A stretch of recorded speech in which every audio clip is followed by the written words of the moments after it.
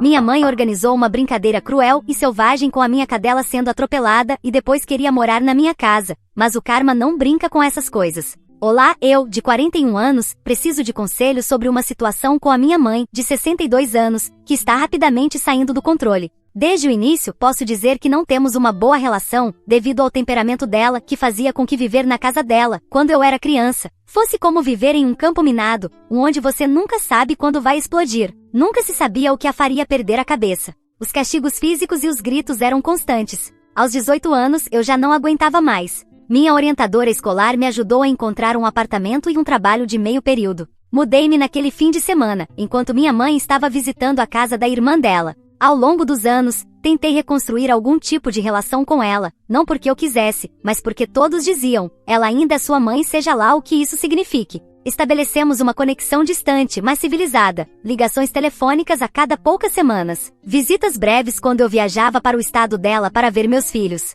Eles moram com meu ex-marido Harry, de 43 anos, a cerca de 20 minutos da casa da minha mãe. Esse arranjo se deu porque eu me mudei por trabalho depois do divórcio, e decidimos que eles ficassem lá pela escola. No entanto, eles passam as férias comigo e eu viajo constantemente para visitá-los. No mês passado, minha mãe me ligou com uma novidade. Lena vai vender a casa e se mudar de volta para a Polônia, de onde vem nossa família originalmente. Minha irmã Lena, de 35 anos, havia se mudado para lá há 5 anos. A aposentadoria da minha mãe renderia mais na Polônia e ela queria estar mais perto de Lena e dos netos lá. É aqui que começa o problema. Minha mãe explicou que precisava de um lugar para ficar durante alguns meses, entre a venda da casa e a mudança para o exterior. Perguntou se poderia ficar comigo. Imediatamente soube que isso nunca poderia acontecer, mas não disse diretamente. Apenas respondi que pensaria e daria uma resposta depois. A verdade é que minha mãe não mudou. Continua sendo a mesma pessoa volátil de sempre. O abuso pode ter ficado no passado, mas o comportamento dela continua imprevisível e muitas vezes cruel.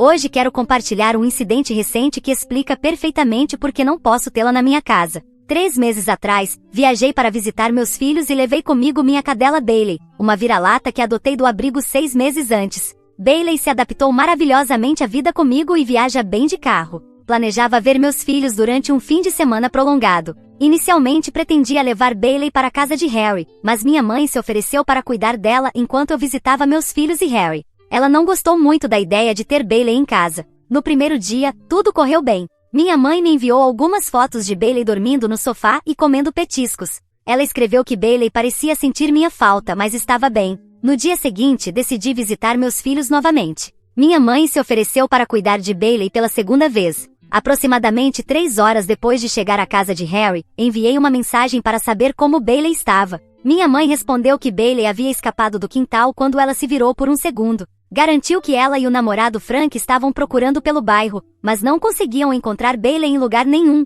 Tentei manter a calma. Disse que terminaria o almoço com meus filhos, os levaria para casa e depois voltaria para ajudar na busca. Precisava lidar com a situação de forma responsável com meus filhos. Durante a viagem de volta, minha mãe me bombardeou com mensagens cada vez mais frenéticas. Primeiro dizia que não conseguiam encontrar Bailey, depois me culpava por não ter voltado rápido o suficiente e em seguida, perguntava como eu podia abandonar minha cadela o dia todo, quando eu estava a cerca de 20 minutos da casa dela. Então ela me enviou a pior mensagem de todas. Bailey havia sido encontrada atropelada por um carro e estava morta. Parei imediatamente com as mãos tremendo tanto que mal conseguia segurar o telefone. Liguei para minha mãe mal conseguindo falar entre lágrimas. Ela também parecia abalada, chorando comigo, mas mudou a história, dizendo que Bailey não estava completamente morta, mas mal conseguia se manter viva. Quando implorei para que a levasse ao veterinário de emergência, ela se recusou, dizendo que temia que mover Bailey piorasse ainda mais a situação. Dirigi o resto do caminho em total pânico.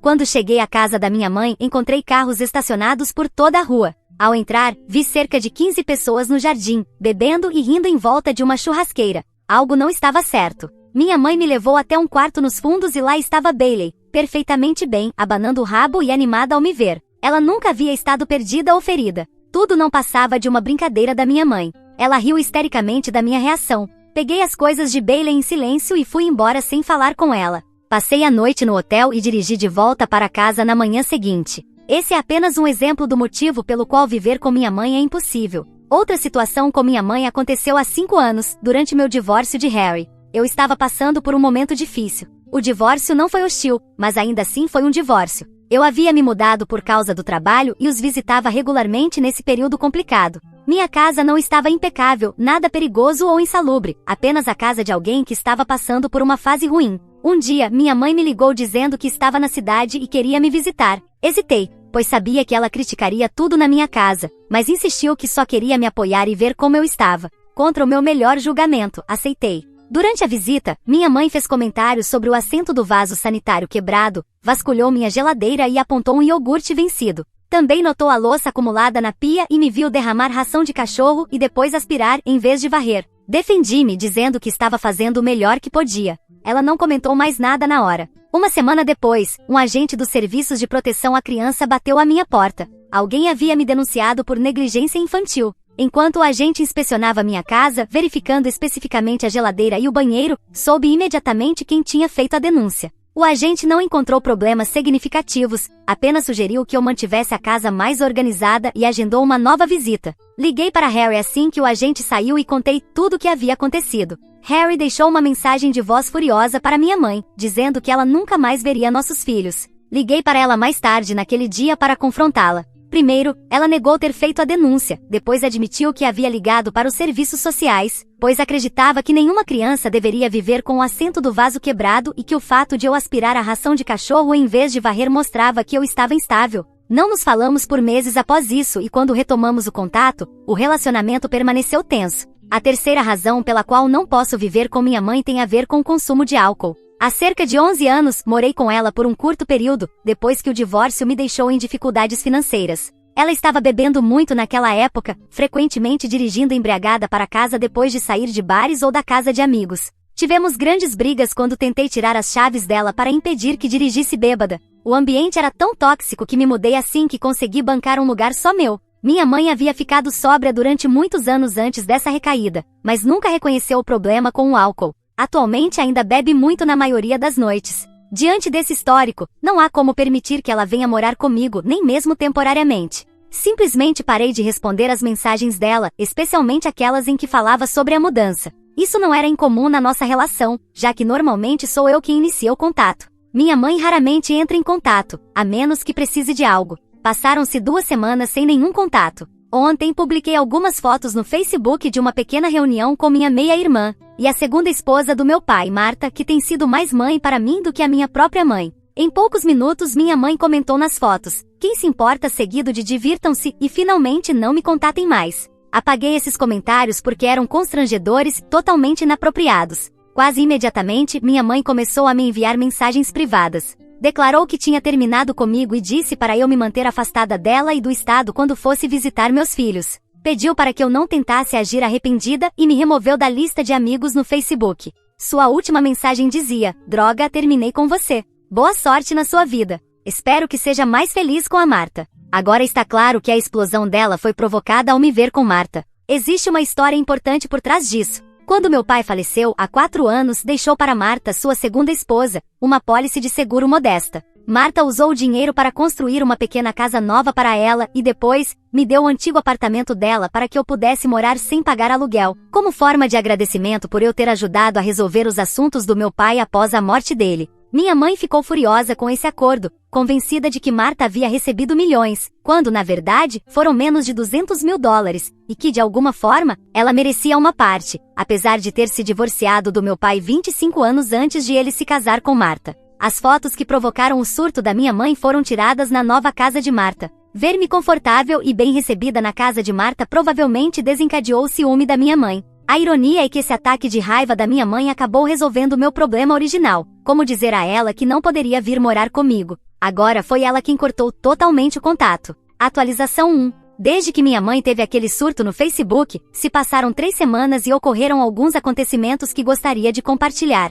Durante as 2 primeiras semanas após sua explosão, houve um silêncio total. Nada da parte dela, o que foi um alívio. Exatamente 15 dias depois da mensagem, "Terminei com você", minha mãe começou a me ligar. Primeiro 1 vez por dia, depois aumentando para 3 ou 4 vezes ao dia. Não atendi. Em uma das mensagens, ela chorava, dizendo que sentia minha falta e queria fazer as pazes. Na gravação seguinte, apenas algumas horas depois, ela estava furiosa e xingava tudo o que conseguia, incluindo Bailey. Depois de 5 dias de ligações ignoradas, ela mudou de tática e começou a mandar mensagens para o meu ex-marido Harry, pedindo que as crianças ligassem para ela. Para seu crédito, ele lembrou a ela que havia sido proibida de contatar nossos filhos após o incidente com os serviços de proteção infantil anos atrás e que isso não havia mudado. Essa foi uma decisão que tomamos juntos. Foi então que as coisas pioraram ainda mais. No fim de semana passado, viajei para o estado de Harry para visitar meus filhos. Passamos o sábado em um parque local fazendo um piquenique. Enquanto recolhíamos nossas coisas para ir embora, notei um carro familiar estacionado.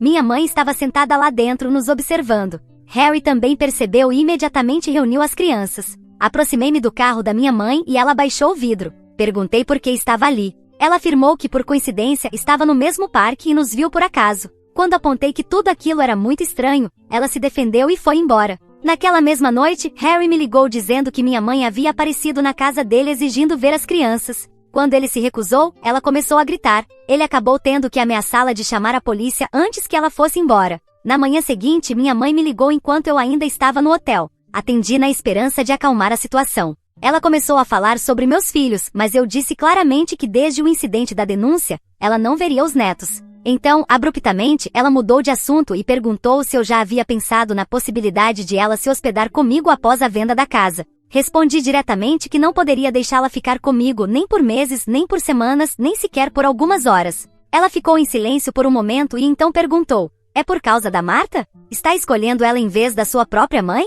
Expliquei que minha decisão não tinha nada a ver com Marta e tudo a ver com o comportamento dela no passado, incluindo a brincadeira cruel com Bailey e a denúncia aos serviços sociais. Disse que essas ações tiveram consequências e uma delas era que eu não podia confiar nela dentro da minha casa. Ela desligou. Mais tarde, naquele dia, quando fui fazer o check-out do hotel, o recepcionista me entregou um envelope. Dentro havia uma carta manuscrita da minha mãe, que provavelmente deixou na recepção por saber em qual hotel costumo ficar quando visito meus filhos. A carta era estranha, parte desculpa, parte justificativa, parte manipulação emocional. Ela escreveu que nunca quis me machucar com a brincadeira de Bailey, que só foi uma brincadeira que saiu do controle quando ela estava um pouco alterada. Sobre a denúncia aos serviços de proteção, alegou que estava genuinamente preocupada com a limpeza da minha casa e pensou estar fazendo certo. Depois, escreveu que tinha recebido uma proposta pela casa e que a venda ocorreria antes do esperado. Disse que precisaria de um lugar para ficar em até 30 dias e sugeriu que se eu não a deixasse morar comigo, ao menos deveria ajudá-la a pagar um hotel ou um aluguel temporário até sua mudança para a Polônia.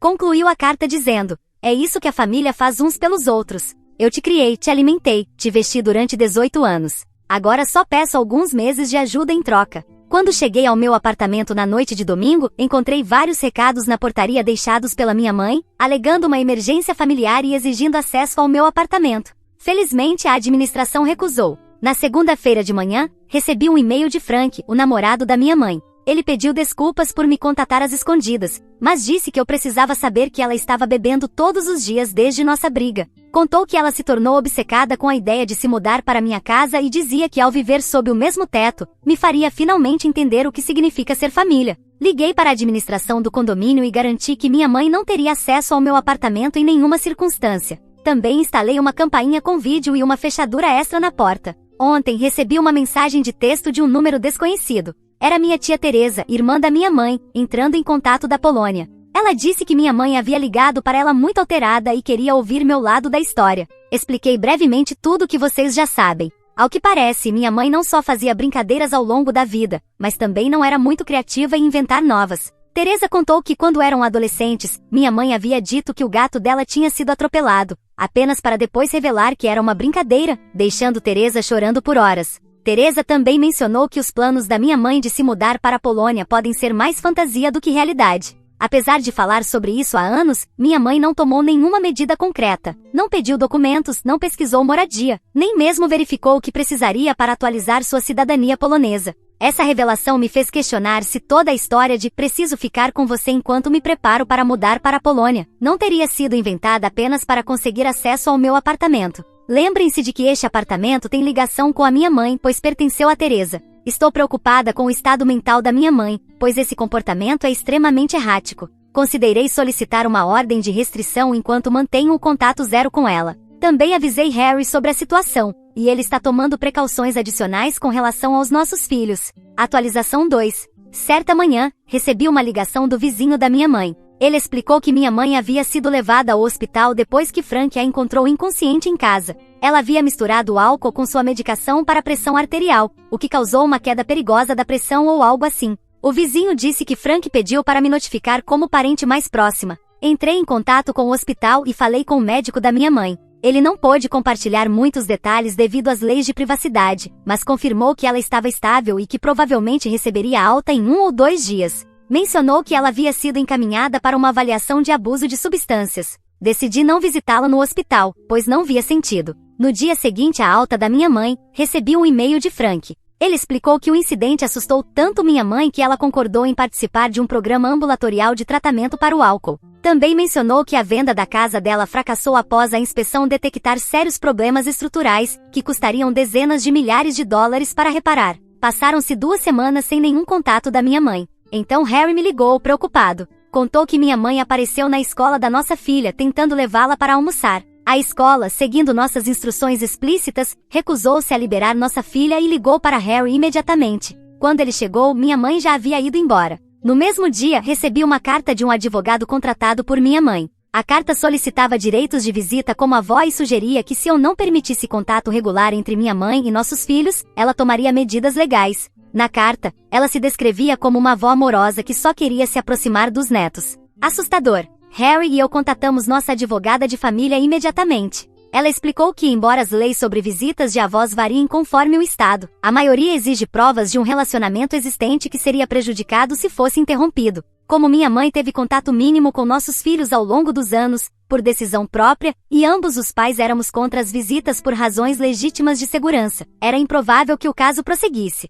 Ainda assim, precisávamos responder formalmente. Nossa advogada redigiu uma resposta abrangente, citando tudo o que minha mãe já havia feito ao longo dos anos, incluindo incidentes recentes. Anexamos também declarações dos pais de Harry, que testemunharam o comportamento errático da minha mãe ao longo dos anos. Uma semana depois, Harry recebeu uma ligação de um amigo em comum que encontrou minha mãe no supermercado. Ela contou a esse amigo que se mudaria para a Polônia em breve e que Harry e as crianças se juntariam a ela lá. O amigo, sabendo que isso era totalmente falso, ficou preocupado o suficiente para alertar Harry sobre os aparentes delírios da minha mãe. Mais ou menos nessa época, descobri que minha mãe havia criado uma campanha no GoFundMe chamada Ajude uma avó a se reunir com sua família. A página incluía fotos da minha infância e dos meus filhos, retiradas da minha conta privada do Facebook, e uma história fabricada dizendo que eu havia cortado laços com ela após a morte do meu pai, pois a culpava pelo falecimento dele. A campanha afirmava que ela precisava de dinheiro para cobrir honorários legais para resgatar os netos de uma situação abusiva. Denunciei a campanha ao GoFundMe por alegações fraudulentas e uso não autorizado das imagens dos meus filhos. A página foi removida em 24 horas, mas não antes de minha mãe ter arrecadado quase $700 de estranhos simpatizantes. O último acontecimento ocorreu ontem. Frank me ligou soando exausto. Explicou que minha mãe havia parado de frequentar as sessões de tratamento para o álcool após apenas 2 semanas. Seu consumo voltou e desta vez estava ainda pior. Seu comportamento se tornou cada vez mais paranoico. Ela começou a dizer para amigos e parentes que eu estava roubando dinheiro de suas contas e que Marta estava conspirando comigo para afastá-la da família. Frank revelou que decidiu terminar o relacionamento. Disse que não conseguia mais lidar com o caos e sentia que sua presença estava permitindo o comportamento dela. Antes de se mudar, quis me avisar que minha mãe havia mencionado planos de me surpreender aparecendo no meu local de trabalho para me expor para meus colegas. Entrei em contato imediatamente com a equipe de segurança da minha empresa e forneci fotos e informações sobre minha mãe. Também conversei com meu gerente para explicar brevemente a situação, caso minha mãe realmente aparecesse. Em seguida, solicitei uma ordem de restrição. A ordem temporária foi concedida e a audiência para uma ordem permanente foi marcada para o próximo mês. Também voltei a falar com Teresa na Polônia. Expliquei toda a situação e perguntei se alguém da família poderia verificar como minha mãe está ou oferecer algum tipo de apoio. Teresa revelou que minha mãe cortou laços com a maioria da família na Polônia anos atrás. Por ora, a ordem de restrição me proporciona um pouco de tranquilidade, embora eu continue vigilante quanto à minha segurança e à dos meus filhos. Eu diria que também quanto a Harry, mas, embora ele esteja incluído na ordem, não precisa. Acho que ele é grande e forte o suficiente para lidar com uma senhora neurótica e alcoólatra. Atualização 3. Depois que a ordem de restrição foi concedida, as coisas ficaram tranquilas por cerca de 1 mês. Então, numa tarde, recebi uma ligação de um hospital na cidade da minha mãe. Uma enfermeira me explicou que minha mãe havia sido internada após o que parecia ser um derrame, mas os exames revelaram que, na verdade, era uma infecção urinária grave que, ao não ser tratada, afetou sua função cognitiva, imitando os sintomas de um derrame. Apesar da ordem de restrição, eu continuava sendo seu contato de emergência. Conversei com os médicos e soube que minha mãe precisaria de várias semanas de internação seguidas de reabilitação. A assistente social do hospital entrou em contato comigo para explicar que a casa da minha mãe não era adequada para alguém com problemas temporários de mobilidade. Ela precisaria de cuidados domiciliares ou ser encaminhada para um centro de reabilitação de curta duração. Como a venda da casa havia fracassado e ela tinha recursos financeiros limitados, a situação era complicada. Eu deixei claro que não poderia assumir responsabilidade por ela, pois existia uma ordem judicial por um motivo importante e pretendia mantê-la. Pouco antes da alta hospitalar, Frank me procurou. Apesar do rompimento, ele vinha visitando minha mãe e percebeu uma mudança significativa no comportamento dela. A infecção e o tratamento obrigaram-na a ficar sóbria por várias semanas, e os médicos ajustaram sua medicação psiquiátrica. Ele a descreveu como muito mais tranquila e racional do que em anos anteriores, mais parecida com a mulher que ele havia conhecido. Frank me perguntou se eu consideraria visitá-la para ver com meus próprios olhos essa mudança. Minha advogada orientou sobre como modificar temporariamente a ordem de restrição para essa situação específica. Pela primeira vez em nossa relação, minha mãe falou abertamente sobre o tratamento. Reconheceu seu alcoolismo sem desculpas nem negações e expressou arrependimento genuíno pelas ações passadas, especialmente a brincadeira com Bailey e a denúncia aos serviços sociais. Também revelou algo que eu não sabia. Foi diagnosticada com transtorno bipolar na casa dos 30 anos, mas parou de tomar os remédios anos atrás, acreditando que o álcool seria suficiente. No hospital, o psiquiatra reiniciou o tratamento, e a combinação da sobriedade com a medicação estabilizou consideravelmente o humor dela. Eu disse a ela que algumas semanas de remédio e sobriedade não mudam nada, e que seriam necessários anos de estabilidade antes que eu sequer considerasse uma aproximação. Nas semanas seguintes, minha mãe foi transferida para um centro de reabilitação. Frank continuou a visitá-la e me manteve informada sobre o progresso. Ela participou regularmente da fisioterapia e de aconselhamento para abuso de substâncias, além de retomar o acompanhamento psiquiátrico especializado em diagnósticos duplos. Depois de um mês na reabilitação, minha mãe teve que decidir para onde iria. A casa ainda precisava de reparos caros e ela não podia lidar com as escadas devido à mobilidade limitada. Frank encontrou um pequeno apartamento térreo próximo ao centro de reabilitação, dentro do orçamento dela, mas que exigia pagamento do primeiro mês e do depósito de segurança, dinheiro que ela não tinha após os gastos médicos. Frank me pediu se eu poderia ajudar com os depósitos, mas respondi categoricamente que não. 2 meses depois da mudança, segundo Frank, que ainda a visita semanalmente, minha mãe manteve a sobriedade e o tratamento. Ela conseguiu um emprego de meio período em uma biblioteca local, adequado às suas limitações físicas. Um dia, recebi uma carta com um cheque como compensação pelos danos que ela me causou, junto a uma breve nota explicando isso e outras coisas. Ela disse que queria me oferecer algo em respeito aos limites que eu havia estabelecido e escreveu que, caso demonstrasse estabilidade sustentada, poderíamos eventualmente reconsiderar algum contato no futuro, mas que entendia ser totalmente minha decisão. Eu não respondi. Não vou fechar completamente essa porta, pois reconheço que o vício e as doenças mentais são reais, mas também sei que recaídas existem, e não quero estar perto quando isso acontecer. Se ela demonstrar anos de estabilidade, talvez eu reavalie. Por ora, ela permanece longe de mim e dos meus filhos. A ironia não me escapa. O pedido original da minha mãe de ter um lugar para ficar enquanto fazia a transição para uma nova vida acabou se concretizando, embora de uma forma muito diferente da que ambos imaginávamos. Em vez de se mudar para a Polônia, ela iniciou uma nova fase da vida, reconhecendo finalmente seus problemas de saúde mental e abuso de substâncias. Se essa transição levará a uma mudança duradoura e genuína, só o tempo dirá. Atualização 4. Lamento não ter mais informações do que esta, mas até Frank, o ex-namorado da minha mãe, a abandonou. Quando tentei entrar em contato com ele, ele apenas me disse que fazia meses que havia terminado de vez, pois não conseguia mais suportar a situação. Minha mãe teve uma recaída, e grave. Parou de tomar a medicação novamente e voltou a beber. Foi uma boa decisão ter mantido e renovado minha ordem de restrição quando estava prestes a vencer há alguns meses, antes de descobrir tudo isso. Só tenho informações de Frank, que disse que há 3 meses, ela havia voltado à velha rotina. Quando minha mãe perdeu o emprego e pediu para Frank ajudá-la a pagar o novo apartamento, ele a deixou. O único detalhe que sei, graças a uma vizinha, é que minha mãe voltou a morar na antiga casa. O problema é que a casa já estava hipotecada e havia sido retomada pelo banco, e ela acabou sendo retirada de lá. Agora, ninguém sabe onde ela está. Nem minha tia na Polônia, nem eu, nem Harry fomos contatados por ela. Até Frank se cansou completamente dessa situação. Faz 6 semanas que ninguém tem notícias. Estamos pensando que talvez ela esteja em algum lugar recebendo tratamento, ou, sinceramente, não sei. Existe também a possibilidade de que esteja em algum necrotério e ninguém tenha reclamado o corpo. Se souber de algo novo, talvez compartilhe aqui, mas não prometo procurar. Essa mulher já esgotou toda a minha paciência. Edição. Minha mãe foi encontrada. A polícia nos ligou pedindo que alguém fosse reconhecer o corpo. Tive que ser eu, pois precisavam de um familiar para realizar o procedimento. Isso é tudo que direi sobre essa pessoa depois de anos de loucura.